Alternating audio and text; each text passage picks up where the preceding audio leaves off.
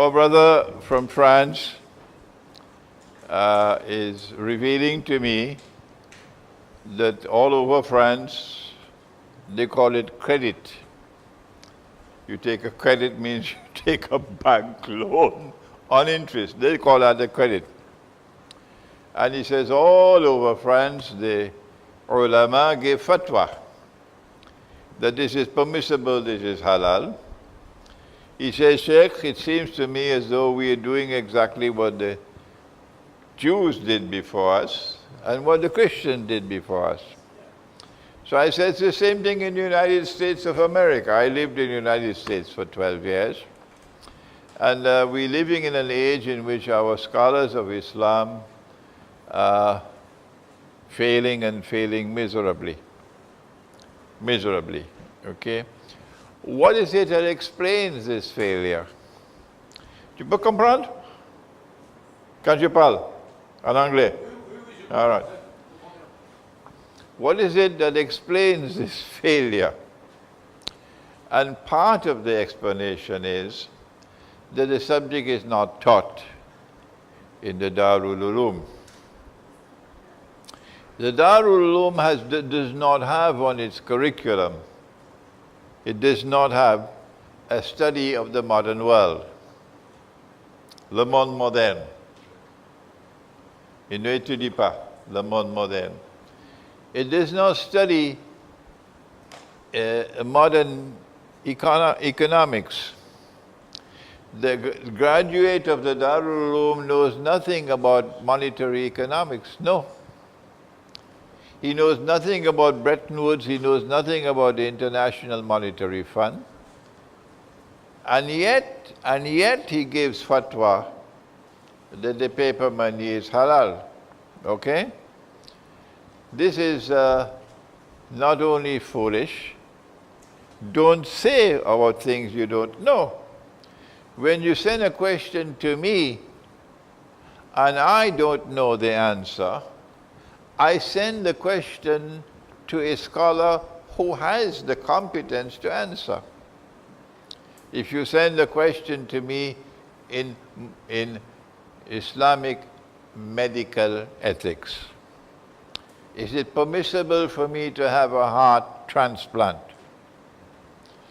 That fellow is eating pork and drinking wine and his heart is filled with lust and this, and I have to get his heart. Is that permissible? Is it permissible for me to have kidney transplant? He's drinking alcohol all his life and I'm going to get his kidney. Is it permissible to have an eye transplant? Okay? The scholar of Islamic medical ethics would be able to answer him. So I send the question to the one who knows. But our muftis don't do that. When it comes to questions on money, on riba, they don't send it to the one who has the knowledge. No, he's misguided. This Imran Hosein is misguided. And then they issue their fatwas for which they pay a price in the grave. That's the only answer I can give. The absence of knowledge and then stupidity of speaking and writing on subjects where you don't have the knowledge. Yeah, Dr. Ansari. Next question from Ashraf. Very complicated in terms of call and put options. Is that something you have understanding of in shares and so on? The question is, an option contract is an agreement between the buyer and seller. It gives the purchaser the option, the right to buy or sell a particular asset at a later date of an agreed upon price. Option contracts are often used in securities contracts and real estate transactions, speculation. Is this halal? Answer. In Islam, you cannot sell that which you do not own. You must legally have legal ownership of something before you can sell it. Islamic banking system today says that we can help you out of riba. You want to buy the house and you don't have the cash to pay for it. So we will buy the house. The market price of the house is £100,000. Anybody who has £100,000 can go and buy the house, cash. So we, the Islamic Bank, will buy the house for 100,000 cash. And then we will sell it to you for 200,000, 300,000.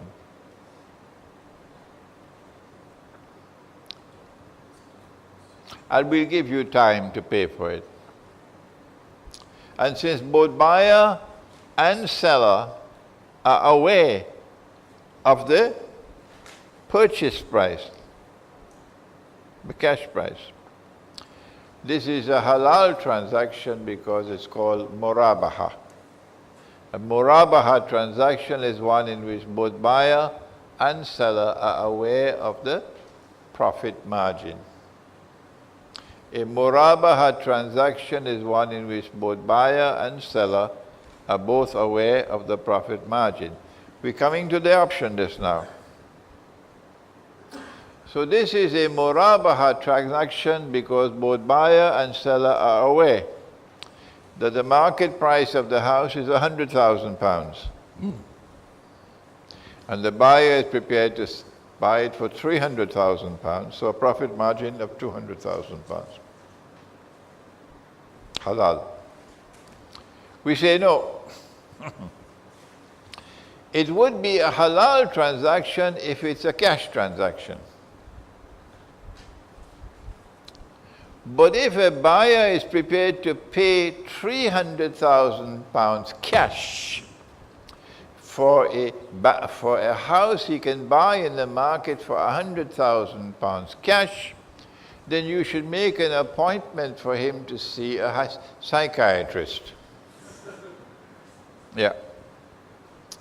He's not, his mind is gone. Why then is he willing to pay 300,000 for the house when it's 100,000? Answer is because you get time. Time. Credit transaction. The difference between the credit price and the cash price is because of time. The question posed by the banker this morning is, why does money not have a time value? The answer is that in Islam, money can increase only through business or through effort. وَأَلَيْسَ لِلْإِنسَانِ إِلَّا مَا سَعَى. Money cannot increase by itself. When Aristotle wrote his famous Nicomachean Ethics, in that book Aristotle said money is not like a woman. A woman could increase by giving a baby. Money can't make a baby. No. Money cannot increase by itself. So money does not have a time value. No. And so credit price and cash price must always be the same. A credit transaction is a halal transaction, provided that the credit price is not higher than the cash price. But the bank, when it offers to sell you the house for £300,000, is selling what it does not own. The bank never buys the house. No. The bank never has legal ownership of the house. No. Go and ask any Islamic bank. What the bank does is to issue a check for 100,000 and you will take that check for 100,000 and you'll buy the house in your name. And then the bank will have a lien on the house. The viewpoint of Islam, the law of Islam rather, is that you cannot sell what you do not own. An option is not ownership.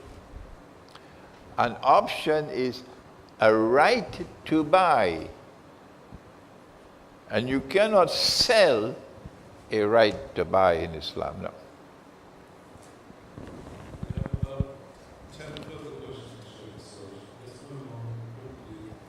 Another Ashraf says, controversial question. If the Saudi control of Haram Sharif, knowing that all comes from Hijra to the Saudi Wahhabi state, in your opinion, do you think your Hajj is accepted or permissible? This is for after 5 o'clock. Yeah. After 5 o'clock. We can go on till 10 o'clock. Next one.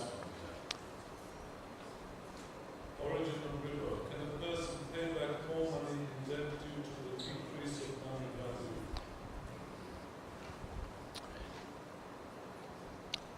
Every transaction based on money which is haram has to be a haram transaction. If you have a transaction using money and the money which you're using is haram, then the transaction will have to be haram. All the money being used in the world today, all, is haram. All. And hence the fact that money is losing value through inflation, okay? Money is losing value, so when you have to pay back, what you pay back does not have the same value as what you borrowed. The manner in which you resolve this problem, which is in the next session really, is that your loan has to be denominated in dinar and dirham. I am not borrowing 100,000 pounds from you, no. We're converting the 100,000 pounds to dinar. And if the 100,000 pounds is 1,000 dinars, then the loan is for 1,000 dinars. So when I have to repay you, I'll repay you 1,000 dinars. Yeah. Next question. If someone rents his house to a person A for a guaranteed monthly rent of 1,000, person A then rents it further to person B for 1,500, is that halal? What are the real estate questions coming up after this?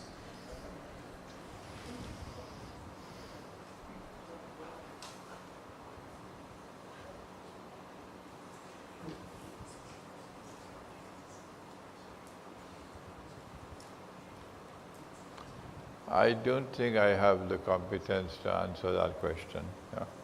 Next question. If Gog and Magog have spread all over the world, in the Quran you just said that the world was built so they would stay behind. If for a point in time, is the wall being removed?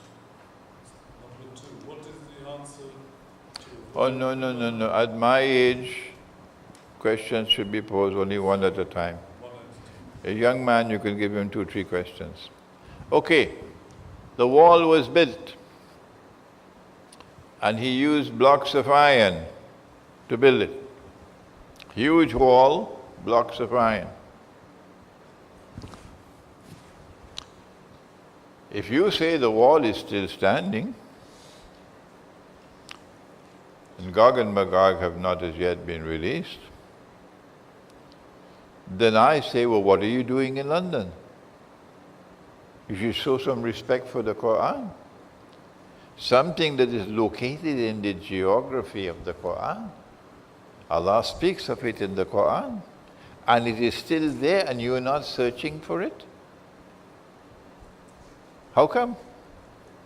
And today you don't even need to go to a travel agency and buy a ticket to fly. You could stay home with something called a computer, and you go to something called Google Earth, and they have mapped out every square inch of the earth. And you could sit down in your bedroom and search the whole earth. Yes, even if you have your car parked up in front of your house, they can see it. Because they have the satellites all over. So why aren't you searching for the wall? How come no one, from the time of the revelation of the Quran to this day, we don't have any evidence? It's not, if the evidence is there, show it to me of anyone who saw the wall. Rather, we have Nabi Muhammad alayhi salatu wasalam asleep at the home of his wife Zainab radiyallahu ta'ala anha. And while sleeping, he had a vision. It was a terrible vision. And he woke up from his sleep, and his face was flushed red. Whatever it is he saw was terrible. And when he woke up, he said, "Wailul lil Arab min sharrin qad iktaraba."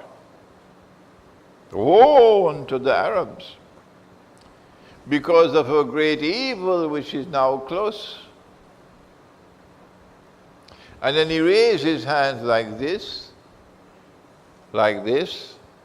and he said, "Today a hole has been made in the radam." Radam, he didn't say sad. Radam is different from sad. Sad is just a wall. Radam is a dam, something built like a dam. Today a hole has been made in the radam of Gog and Magog, of Zulkarnain, indicating that when Allah said,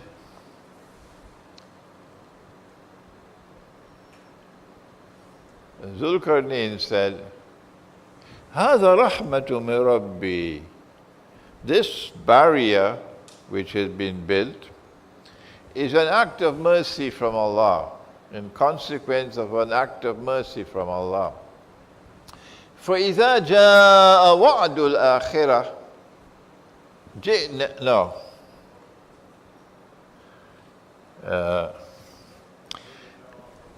فإذا جاء وعد ربي جعله دكا وكان وعد ربي حقا. When that time comes, when the warning of my Lord is to come to pass, He's going to bring down this barrier, and the warning of the Lord God will transpire. So Allah is going to bring down the barrier. And Nabi Muhammad alayhi salatu wasalam says, today Allah is beginning the process of breaking down the barrier. Today a hole has been made. Then she asked, أَنُهْلَكُ وَفِينَا الصَّالِحُونَ. Will we be destroyed, we Arabs, while there are righteous people amongst us? Will this happen? And he answered and he said, yes. إِذَا كَثُرَ الْخَبَثُ. When garbage prevails. And if you look around you today in the world, it is a world in which garbage now prevails all around the world. And so the destruction of the Arabs is now going to take place. So that wall came down long time ago. No longer exists today. You can go and search for it. In consequence of the fact, Gog and Magog were released in the lifetime of the Prophet ﷺ. The Indian scholar, Dr. Muhammad Iqbal, in the year 1917, in response to the Bolshevik Revolution, produced an amazing Urdu couplet in poetry. Amazing. It's amazing because it's so absolutely accurate. He said, "Khul gaye Ya'juj aur Ma'juj ke lashkar tamam." All the armed forces, all the forces of Gog and Magog have now been released. Chashme Muslim dekh le tafsir harfi yansilun. The attention of the Muslim must now be directed to that passage in the Quran in Surah Al-Anbiya, which ends with the word yansirun. وَحَرَامٌ عَلَى قَرْيَةٍ أَهْلَكْنَاهَا أَنَّهُمْ لَا يَرْجِعُونَ حَتَّى إِذَا فُتِحَتْ يَأْجُوجُ وَمَأْجُوجُ وَهُمْ مِنْ كُلِّ حَدَبٍ ينسلون. So Iqbal is referring to that. It is absolutely amazing that Iqbal in 1917 could produce this couplet, that all the armed forces of Gog and Magog are now released. And yet after that, he never said a word. He was totally silent after that on this subject. I guess if he had said a single more word, he never would become Sir Muhammad Iqbal. From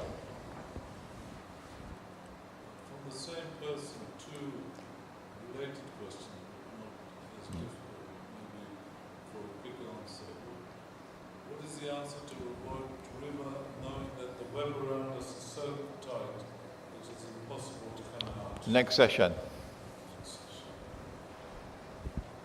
Real estate questions. How do you buy a house if you can't get a mortgage? The best way is not to buy it. No. I grew up in a village in which nobody ever went to borrow money. It was considered to be something unethical, something disgraceful, to borrow money to build a house.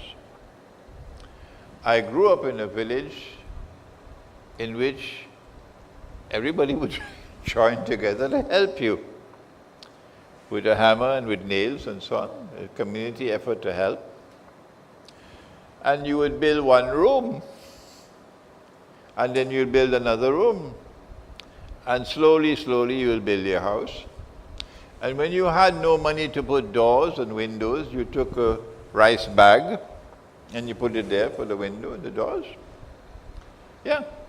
And when my father died, my mother got some money from the government because my father was a school principal. And with that money, she tried to build a house. But the money was finished before the house could be finished. And so when we moved into the house, we didn't have windows. We didn't have windows. But nobody laughed at us. No. Because you did not go and borrow money to build a house. If you didn't have windows, you waited until you have money and you put a bag or something there. Nobody borrowed money. So what has happened to that way of life? What has happened to that way of life?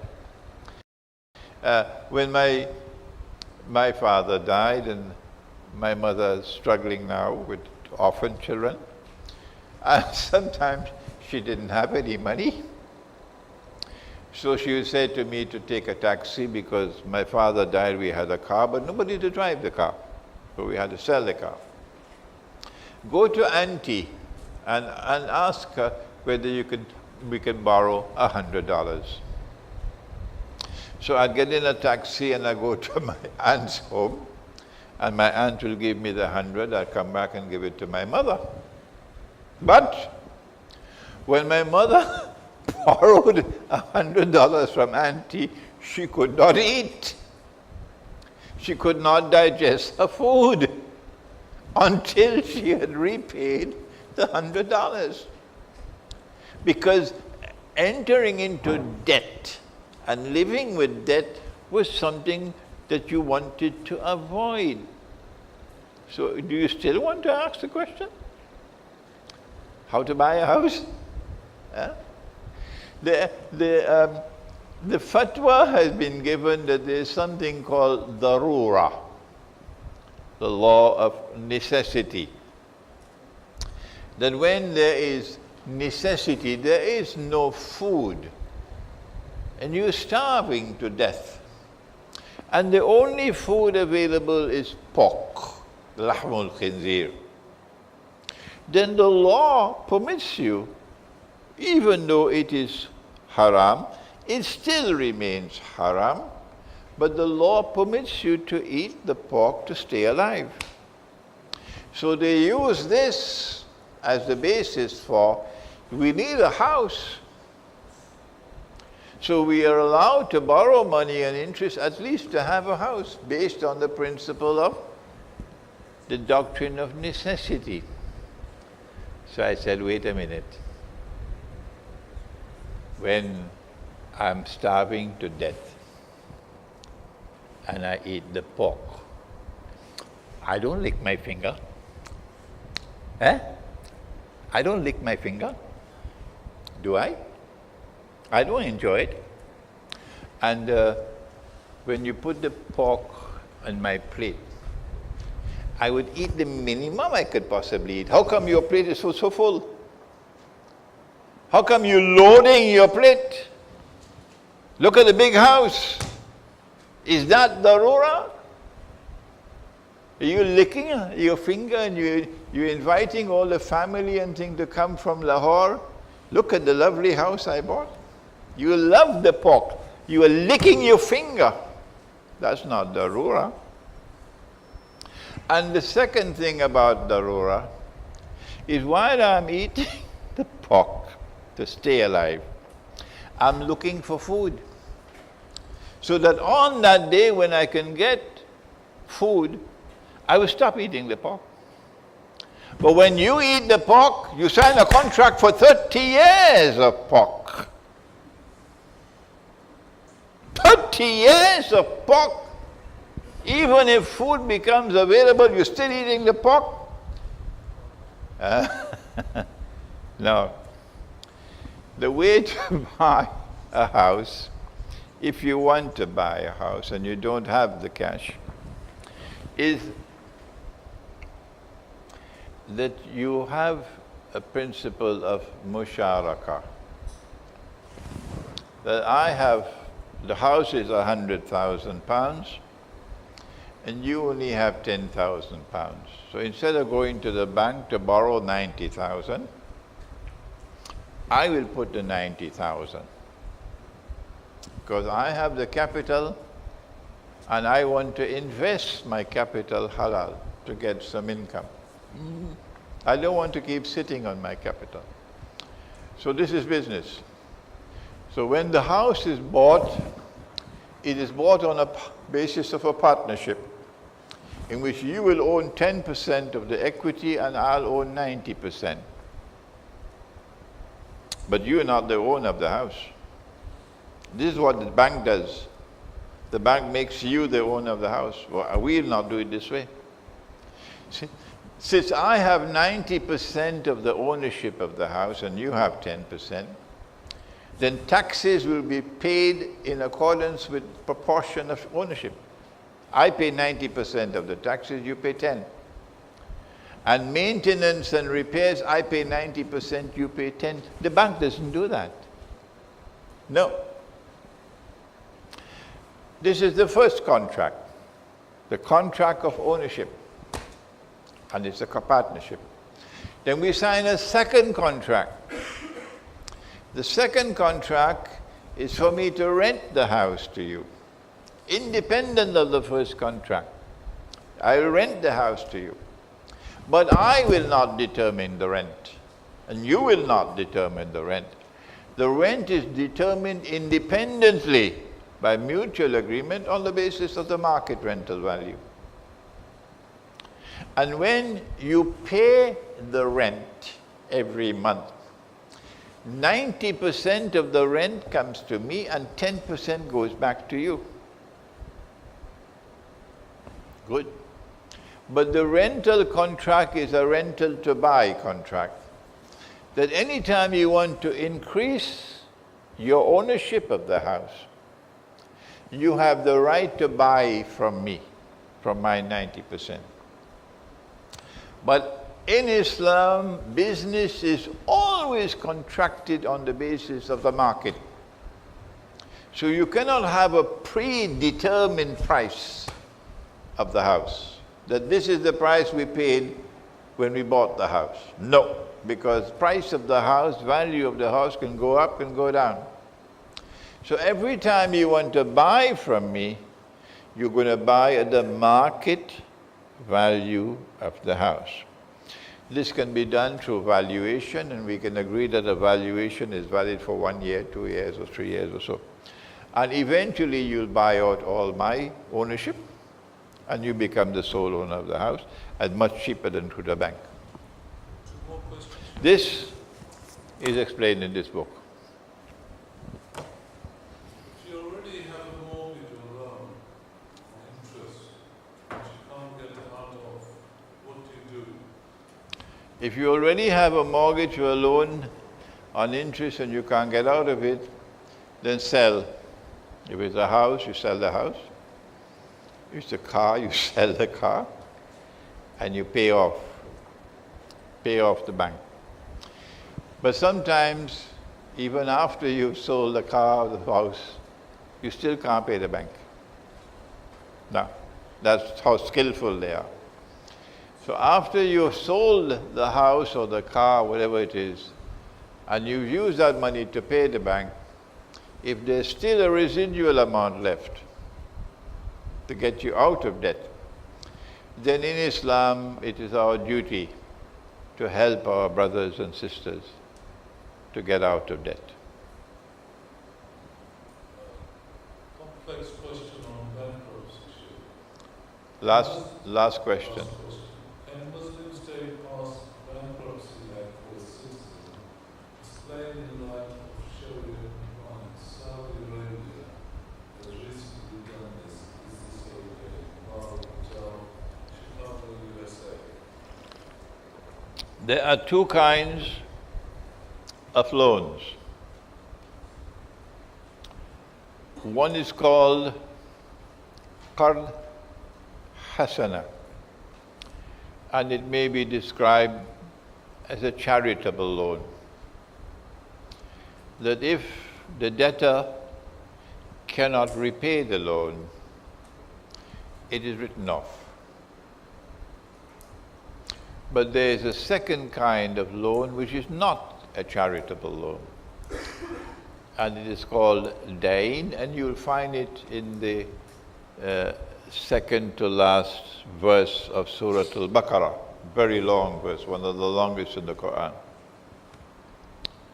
And this is a loan in which there is a legal obligation, not a moral obligation, to repay. And if it cannot be repaid, then that debtor is considered to be bankrupt. A man came to the Prophet ﷺ and said, "O Messenger of Allah, please help me, my creditors are after me. My creditors are after me, I don't have the money to repay." But this was not a Qard Hasana, this was a Dain. If it was a Qard Hasana, the Prophet could say, to the lenders to waive right off the loan. But because it was dying, he could not do that. So he took everything that the man had and sold it, left him with only the clothes on his back, and divided that amongst the creditors. And then after that, whatever was left is now written off. So he's free from debt. This is bankruptcy in Islam. This is bankruptcy in Islam. So yes, we have a system of bankruptcy in Islam. But this is only for such debts which are dain, not qard hasana. And when you declare bankruptcy, you can't keep your BMW. And you can't keep your house in, give me an upscale residential area, South Hall?